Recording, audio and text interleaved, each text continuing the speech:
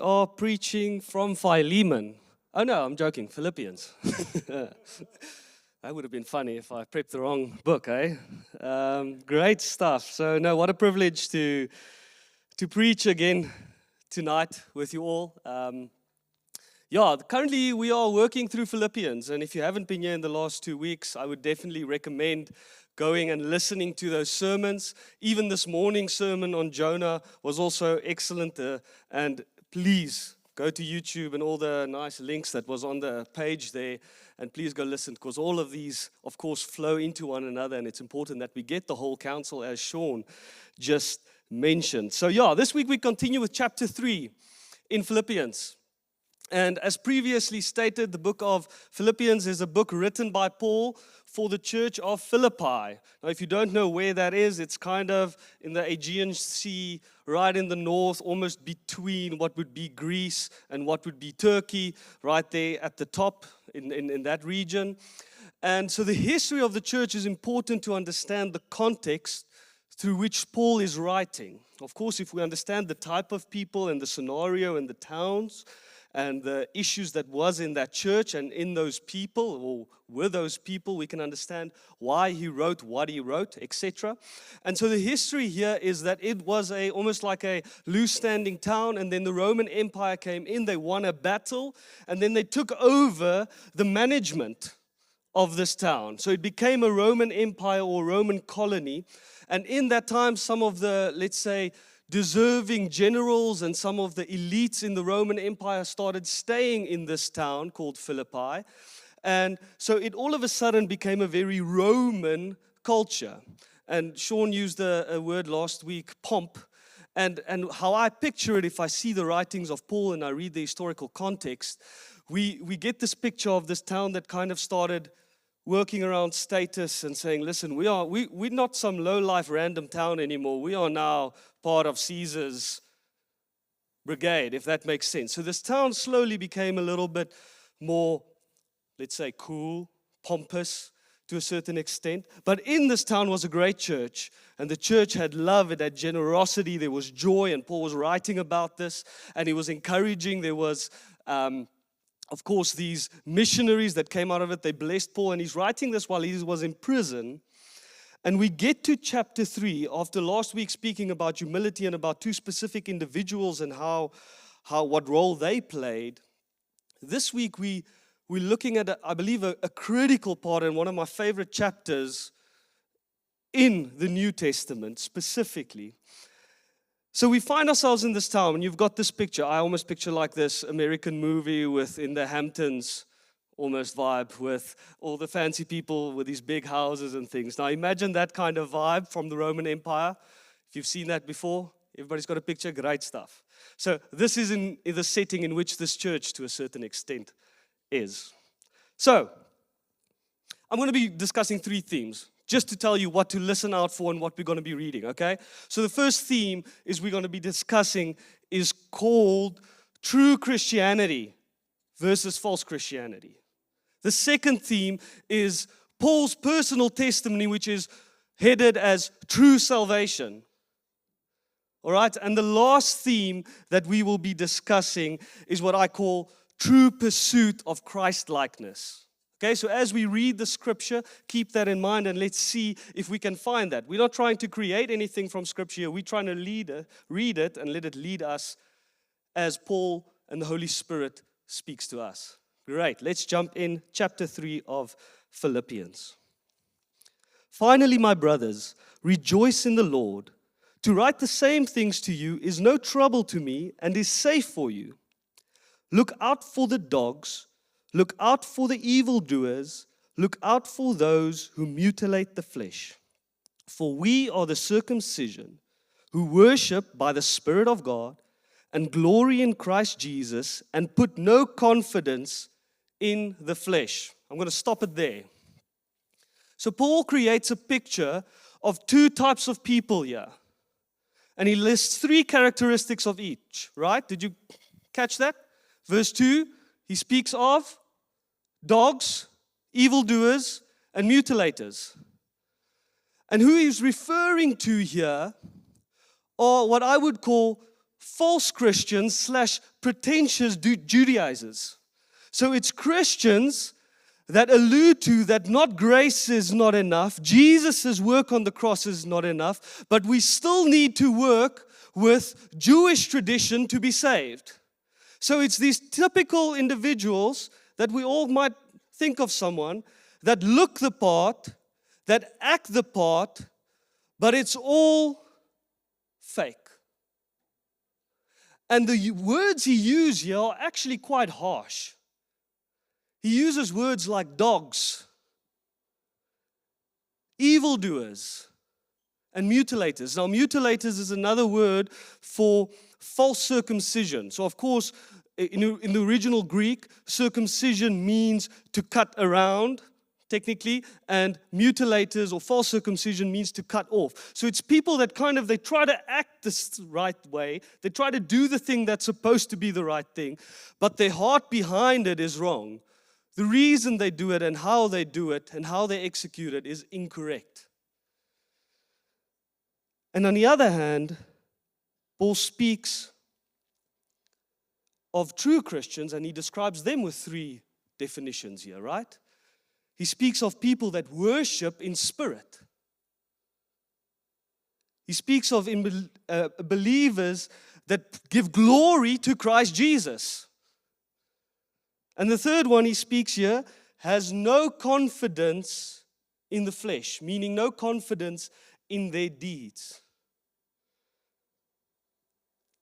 So the picture we see here is 2 types of Christians. False circumcision versus true circumcision. Those who profess to be the people of God versus the people who are actually of God. It's a distinction between those who are religious and those who are righteous in Christ. And those that have an outward mark or an outward living of being a child of God versus those that have an inward change, worshiping through spirit, right? And so before we continue into Paul's testimony, I want to stand here and ask each one of you to quickly just look at your own heart. And if you read those 2 categories, in which one do you find yourself? I think it's important. None of us would go, yeah, I'm a dog, or yeah, I'm an evildoer. But in this context, I don't think the readers of this chapter would just go, yeah, that's me. I think they all know who they're talking about, but it's not that obvious. It's not the people standing in the back smoking. Not that, you guys, like in high school, ja, dis die stoute kinders agter in die klas, nee? These are individuals walking and functioning among the church, but Paul describes them as false Christians in that regard. They're doing all the right things without the heart, without true righteousness. Let's continue reading. We continue in verse 4. Probably verse 4 to 11 is probably one of my favorite sections, really. It's Paul's personal testimony and him going into the transition of what real salvation of the heart looks like. So let's continue reading. Though I myself have reason for confidence in the flesh also, if anyone else thinks he has reason for confidence in the flesh, I have more. Circumcised on the 8th day, of the people of Israel, of the tribe of Benjamin, a Hebrew of Hebrews, as to the law, a Pharisee, as to zeal, a persecutor of the church, as to righteousness under the law, blameless. But whatever I had, I counted as a loss for the sake of Christ. Indeed, I count everything as loss because of the surpassing worth of knowing Christ Jesus my Lord. For his sake, I have suffered the loss of all things and count them as rubbish, in order that I may gain Christ and be found in him, not having a righteousness of my own that comes from the law, but that which comes through faith in Christ, the righteousness from God that depends on faith, that I may know him, the power of his resurrection, and may share his sufferings, becoming like him in his death, that by any means possible I may attain the resurrection from the dead. Sure.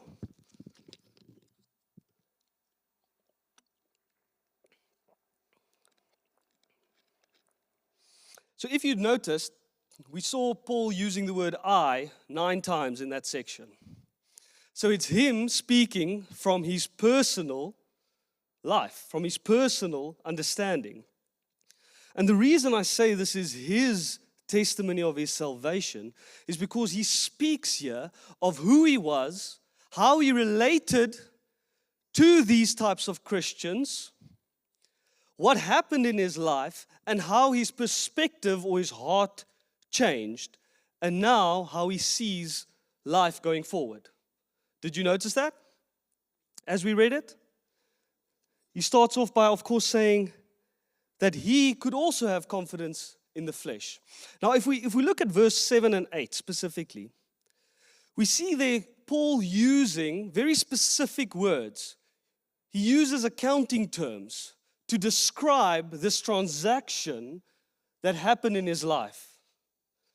And the reason we say these are accounting words is in verse 7, the word gain being used here, the original Greek is called kurdos, which means profit. So he says what I gained, what my profit was, kurdos.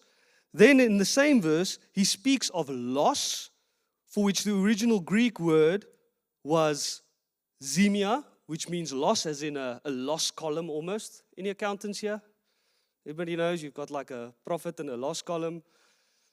All right, and then tax, of course. And then the next one he uses the word for accounted or count, which is higumai. And so Paul describes his salvation, or what changed in his heart, as this profit-loss change, transaction. And the reason this is so important is because he's talking to people for which they see the life as status. They're seeing people that all of a sudden feel great because they are part of the Roman colony. And it's all about who you know, where you are, what you do, and etc., right? And so he's using this accounting terminology in the space. And I've got a table up there to show you, first of all, what Paul writes here, he put in his profit column before he was saved. And so there we see, he says, listen guys, I've got all the reason to have great confidence in my flesh. Because before I was saved, I thought that I'm circumcised on the 8th day. I'm the people of Israel, tribe of Benjamin, Hebrew of Hebrews, etc. And I wrote there in the bottom, you can see all of these are either reputation, status, or religious achievements. He lived his life with that as his goal. Trying to achieve, trying to build status. And I know it's a struggle for all of us. I do believe pride is one of our biggest sins. All of us want to be cool, even from a child, being a child, right? All of us want status. All of us want money growing up. All of us want to have the reputation. And Paul writes and says, listen guys, you think you are cool. I had everything. I was the persecutor of the Christian church. I was in with the Romans. I had all the money. And on that road to Damascus, he met Jesus Christ. We read about it in Acts 9, where he was blinded. He fell to the ground. In that moment when he met Jesus Christ, something changed in his heart, right? And when he walked away there, if we read the continuation of Acts and through all the epistles, we can see physically something changed in his life, right? How do we see this? Because he wrote the rest of the New Testament almost. From that day, he was preaching the gospel. He was willing to sacrifice his own life, his wealth. He went to prison. He was shipwrecked. And he continued living for Jesus and gave up all of this. And he writes there, what did he gain? Because now all of a sudden, he didn't see that as profit anymore. He saw that as loss. He says it's worth nothing. It means nothing. So now he loses it. He says, words literally there is rubbish, or it can be translated as manure. Useless. But what did he gain? He writes here, why is this worth it for him? And we can continue to the next one. And what did he gain? He gained his new profit in Christ. Is Christ himself. He writes here, to know him is now the profit. To be found in Christ. To not have his own righteousness, but the righteousness of Christ. To have faith in Christ is profit. To share in Christ's sufferings, and at the end of the day, to become like him in his death. And so my question to you is, have you had that change of heart, as Paul had, where he's describing how his life changed on the road to Damascus, where all of a sudden he realized who Christ really is. Remember, he knew who Christ was. He was a persecutor of the church, right? So he knew what they believed. He wasn't just a random guy killing Christians. He knew what they believed. He knew why they believed it. That's why he was doing it. But Jesus appeared to him and spoke to him, and his heart in an instant changed.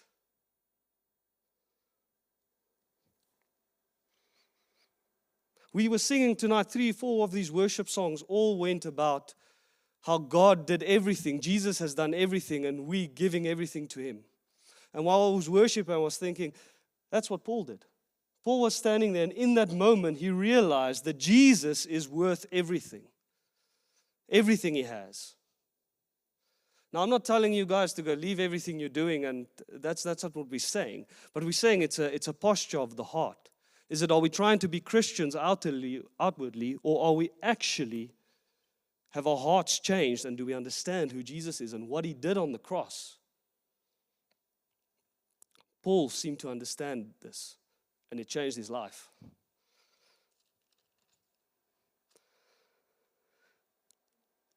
Continuing,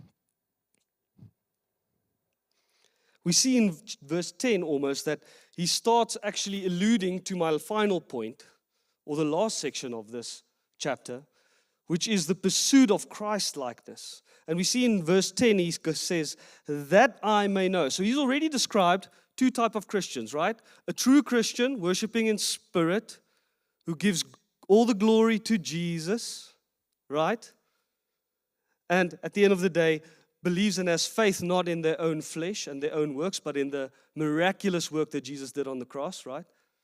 So he describes these 2 types of Christians. Then he describes his own heart being changed. And now he says, how did this realization change my perspective?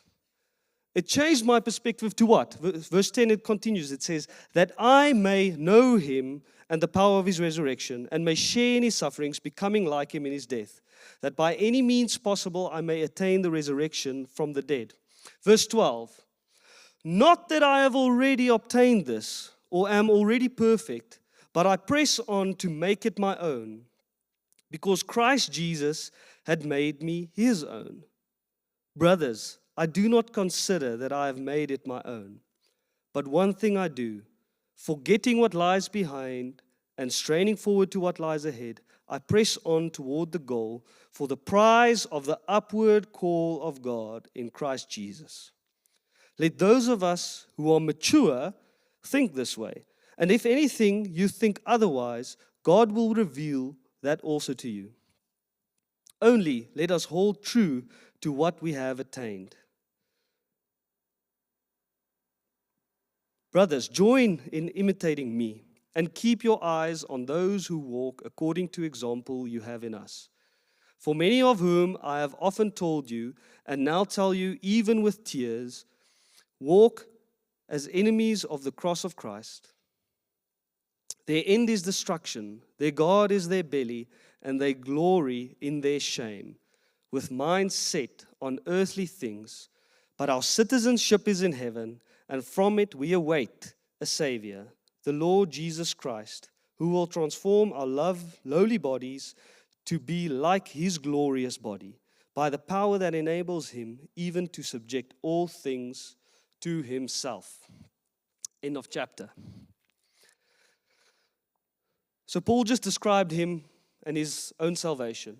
And immediately, I can just imagine he's thinking, okay, now they're going to say, oh, so I'm now so cool because I understand salvation and they don't. But instantly he says, but listen, this does not make me perfect. Right? Instantly he says, I went through this process. I have the profit and the loss, and now I know who Christ is. I've changed my life. And he instantly goes to, not that I have already obtained this. So Paul disclaims any spiritual perfection. And that's to a certain extent a massive relief for each one of us, right? It's like, phew. Okay, well, because Paul seemed pretty perfect. And now it's like, sure, okay, he says he's not perfect. But in actual fact, this was someone that wrote most of the New Testament. And he says very quickly, listen, guys, I have not reached moral perfection. I have not reached any spiritual perfection. And it's not like he didn't understand what that means. He knew what the theology was. He knew who Jesus was. He knew that he was a new creation. He knew that he had a new heart the day he accepted Jesus. He knew that he could do holy things through Christ Jesus and his righteousness. He knew that he had a brand new standing before God the day he accepted Jesus. He knew that the Holy Spirit was in him and empowered him to do all these things and preach the word and ministered. He knew about the future promised glory that he would find in heaven, right? But still, he says, listen, I am not yet Christ-like. So he switches over from becoming a Christian, a real Christian, to what his new goal is and what his purpose in life is to what? To become more like Christ, to really know him, to die with him, to really understand and make Christ's righteousness his own. And I think that's the truth for each one of us as a Christian. I once heard someone say, the day you are saved, your position in Christ changes. So you were outside the family, now you are a child of God. You are part of the inheritance. And from that day, your title has changed. Your position has changed. But your practice is still lagging behind. You are still a sinner, unfortunately. And what Paul is saying here, for the rest of my life, my goal is to what? To match my practice with my position. To become more like Christ every day of my life, so that the time I get to heaven, because this is the goal. There's two words he uses here, right? He uses the word goal and he uses the word prize. The goal is to become more like Christ. The prize is to join Christ in heaven. And that's what we live for. Right? He says here, because he will then give you the new body just like Christ. You will be restored. You will fully be righteous. And that will be our prize when we reach heaven. So in this life, his whole purpose changed. The day he got saved, his purpose changed to become more Christ-like and to get more people to become like Christ. And this is a good place for another question.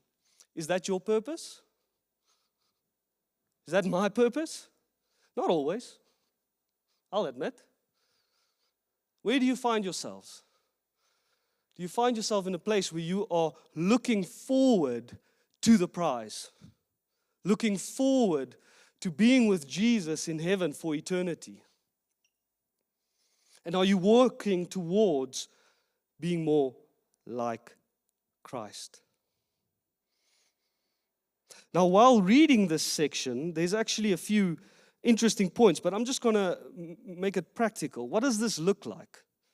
Because we started off with like a true Christian and a fake Christian, and in which camp are we? Then we spoke about what a heart change looks like, how your priorities change the day you become saved. Now we spoke about what the fight and the work will look like to become more Christ-like the day you are saved. But he continues and he mentions a few interesting points here just to keep us grounded and to give us some, I think, hope. Because, of course, that sounds very difficult if you just say it like that. But he kind of explains a little bit more. So his goal is to make Christ's righteousness his own, to be more like him. But then he speaks here and he says in verse 15, he says, let those of us who are mature think this way, and if in anything you think otherwise, God will reveal it to you. So what this just tells me is that there might be people along this road that you might meet that don't understand this. They don't understand that the day you become a Christian, your purpose changes. And he says here that God will reveal that to them. And for me, what that tells me is I need to work on what God has revealed to me. And I need to pray for those, and I need to pull them along as possible. But I cannot be judgmental or too harsh on people for which God has not revealed in their hearts that Christ-likeness is their goal. Because he says, those who are mature. And that concept isn't a new concept in the Bible either. Of course, there's various places in the New Testament where spiritual maturity is spoken of. When speaking about babies becoming teenagers in the faith, becoming mature adults in the faith. So as we mature in our faith and understanding, this will become more real in our lives. A second point that I see here is that it's going to take pain and it's going to take stress and it's going to be something that you're going to have to press into. Numerous times here, Paul writes, straining forward. That doesn't sound easy. I'm sorry to tell you, but becoming Christ-like is not going to be easy. If Paul found it hard, then we will most likely find it hard. He uses the words press forward. He uses the word straining forward. And so we need to know going into this that it will take hard work. For you and me, it will take us waking up early to read your Bible. It will take you sacrificing time to come to prayer at church. It will take you sacrificing time to serve at church and come on a Sunday. It will take sacrifice and hard work to stand up against the non-Christians at work or your old friends that just do certain things that are not in line with who Christ is. But we need to press on, is what Paul is encouraging us here.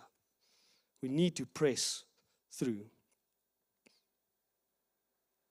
The second thing we see here then is that we need fellow Christians along this road. He keeps on using the word brothers, right? He keeps on writing here that we are not, it's not Paul in this, and Oki in this, and Drikus in this on their own. No, we are all, and he says here, imitate me. And then he says, imitate others, right? Follow others that are on this right path. That means the church is there for a reason. It's the reason there's so many epistles written about what church and what fellow Christians should interact with one another, right? So that we can encourage one another, so that we can keep one another accountable. So if you want to become Christ-like, you need to find a brother or a sister or someone that can disciple you or you can disciple to keep one another accountable. It's very practical advice Paul is giving you, right? He's like, boys, it's going to be hard. Find someone to help you. Find someone to follow.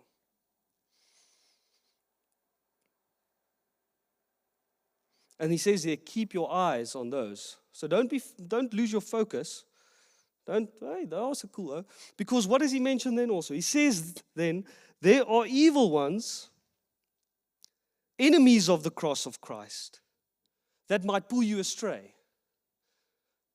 Now, what does that mean? That just means we need to keep the real Christians sight of mind and alongside us and be careful for the enemy and the evil ones that has a different view of who Christ is.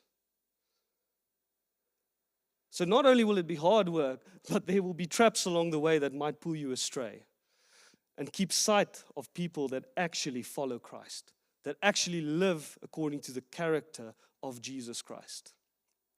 Not ones that say that they do or talk about it, but actually do. And the last thing is the hope that he gives us. It gives us our final prize, which is, but our citizenship is in heaven, and from it we await a Savior, the Lord Jesus Christ, who will transform our lowly body to be like His glorious body by the power that enables Him even to subject all things to Himself. Our home is in heaven. This life is temporary. Eternity will be there. And we need to keep that in sight. We need to keep that as our prize, our goal. And think of the glory. Think of being able to walk into the gates of heaven one day, meeting Jesus, and Him saying, "Well done, my good and faithful servant. Come, take a seat. Come join in the worship.